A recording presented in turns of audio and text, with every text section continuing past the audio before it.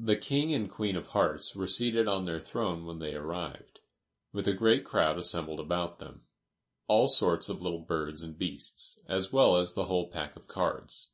The knave was standing before them in chains, with a soldier on each side to guard him, and near the king was the white rabbit, with a trumpet in one hand and a scroll of parchment in the other. In the very middle of the court was a table, with a large dish of tarts upon it. They looked so good that it made Alice quite hungry to look at them. "I wish they'd get the trial done," she thought, "and hand round the refreshments." But there seemed to be no chance of this, so she began looking at everything about her to pass away the time. Alice had never been in a court of justice before, but she had read about them in books, and she was quite pleased to find that she knew the name of nearly everything there. "That's the judge," she said to herself, because of his great wig. The judge, by the way, was the king, and as he wore his crown over the wig, look at the frontispiece if you want to see how he did it, he did not look at all comfortable, and it was certainly not becoming. "And that's the jury box," thought Alice. "And those 12 creatures," she was obliged to say creatures, you see, because some of them were animals and some were birds. "I suppose they are the jurors." She said this last word 2 or 3 times over to herself, being rather proud of it, for she thought, and rightly too, that very few little girls of her age knew the meaning of it at all. However, jurymen would have done just as well. The 12 jurors were all writing very busily on slates. "What are they doing?" Alice whispered to the Gryphon. "They can't have anything to put down yet, before the trial's begun." "They're putting down their names," the Gryphon whispered in reply, "for fear they should forget them before the end of the trial." "Stupid things," Alice began in a loud, indignant voice, but she stopped hastily, for the white rabbit cried out, "Silence in the court!" And the king put on his spectacles and looked anxiously round, to make out who was talking. Alice could see, as well as if she were looking over their shoulders, that all the jurors were writing down stupid things on their slates, and she could even make out that one of them didn't know how to spell stupid, and that he had to ask his neighbor to tell him. "A nice muddle their slates'll be in before the trial's over," thought Alice. One of the jurors had a pencil that squeaked. This, of course, Alice could not stand, and she went round the court and got behind him, and very soon found an opportunity of taking it away. She did it so quickly that the poor little juror, it was Bill the lizard, could not make out at all what had become of it, so, after hunting all around for it, he was obliged to write with one finger for the rest of the day, and this was of very little use, as it left no mark on the slate. "Herald, read the accusation," said the king. On this the white rabbit blew 3 blasts on the trumpet, and then unrolled the parchment scroll, and read as follows. "The Queen of Hearts, she made some tarts, all on a summer day. The Knave of Hearts, he stole those tarts, and took them quite away." "Consider your verdict," the king said to the jury. "Not yet, not yet," the rabbit hastily interrupted. "There's a great deal to come before that." "Call the first witness," said the king, and the white rabbit blew 3 blasts on the trumpet, and called out, "First witness." The first witness was the Hatter. He came in with a teacup in one hand and a piece of bread and butter in the other. "I beg your pardon, your majesty," he began, "for bringing these in, but I hadn't quite finished my tea when I was sent for." "You ought to have finished," said the king. "When did you begin?" The Hatter looked at the March Hare, who had followed him into the court, arm in arm with the Dormouse. 14th of March, I think it was," he said. 15th, said the March Hare. 16th, said the Dormouse. "Write that down," the king said to the jury, and the jury eagerly wrote down all 3 dates on their slates, and then added them up and reduced the answer to shillings and pence. "Take off your hat," the king said to the Hatter. "It isn't mine," said the Hatter. "Stolen?" the king exclaimed, turning to the jury, who instantly made a memorandum of the fact.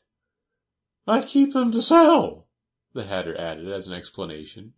I've none of my own. I'm a hatter. Here the queen put on her spectacles, and began staring at the hatter, who turned pale and fidgeted.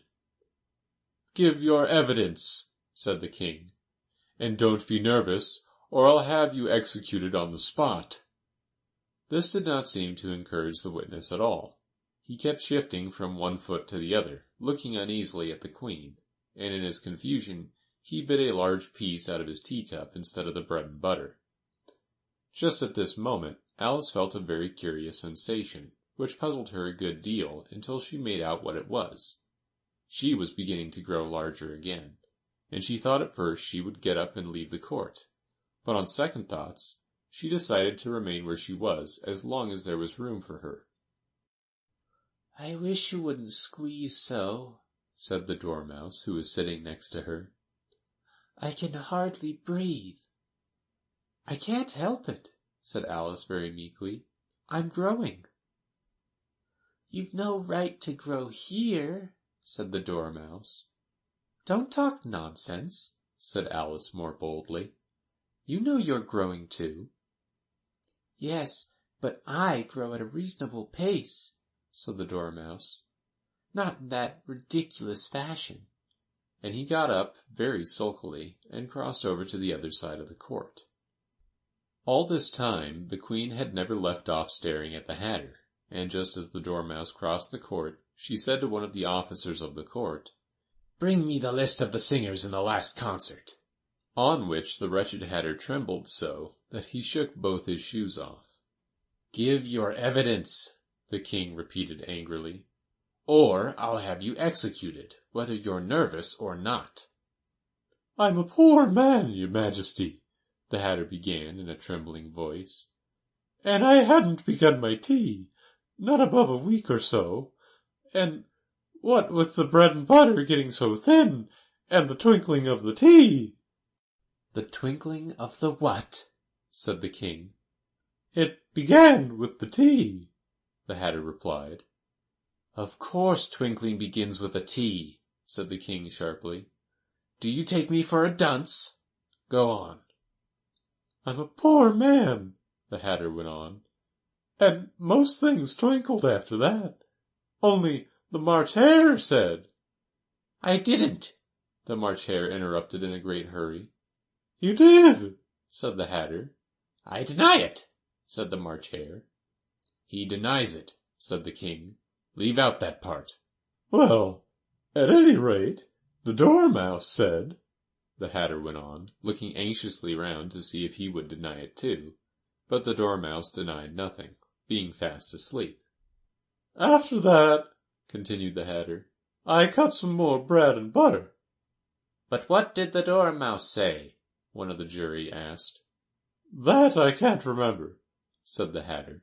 You must remember, remarked the king, or I'll have you executed. The miserable hatter dropped his teacup and bread and butter, and went down on one knee. I'm a poor man, your majesty, he began. You're a very poor speaker, said the king. Here one of the guinea pigs cheered, and was immediately suppressed by the officers of the court. As that is rather a hard word, I will just explain to you how it was done. They had a large canvas bag, which tied up at the mouth with strings. Into this they slipped the guinea pig, head first, and then sat upon it. I'm glad I've seen that done, thought Alice. I've so often read in the newspapers, at the end of trials, there was some attempts at applause, which was immediately suppressed by the officers of the court, and I never understood what it meant till now. If that's all you know about it, you may stand down, continued the king. I can't go no lower, said the hatter. I'm on the floor as it is. Then you may sit down, the king replied. Here the other guinea pig cheered, and was suppressed. Come, that finished the guinea pigs, thought Alice. Now we shall get on better. I'd rather finish my tea, said the hatter, with an anxious look at the queen, who was reading the list of singers. You may go, said the king, and the Hatter hurriedly left the court, without even waiting to put his shoes on. And just take his head off outside, the queen added to one of the officers, but the Hatter was out of sight before the officer could get to the door. Call the next witness, said the king. The next witness was the Duchess's cook. She carried the pepper box in her hand, and Alice guessed who it was, even before she got into the court, by the way the people near the door began sneezing all at once. Give your evidence, said the king. Shan't, said the cook. The king looked anxiously at the White Rabbit, who said in a low voice, Your Majesty must cross-examine this witness. Well, if I must, I must, the king said, with a melancholy air, and, after folding his arms and frowning at the cook till his eyes were nearly out of sight, he said in a deep voice, What are tarts made of? Pepper, mostly, said the cook. Treacle, said a sleepy voice behind her. Collar that dormouse, the queen shrieked out. Behead that dormouse. Turn that dormouse out of court. Suppress him. Pinch him. Off with his whiskers. For some minutes the whole court was in confusion, getting the dormouse turned out, and, by the time they had settled down again, the cook had disappeared. Never mind, said the king, with an air of great relief. Call the next witness. And he added in an undertone to the queen, Really, my dear, you must cross-examine the next witness. It quite makes my forehead ache.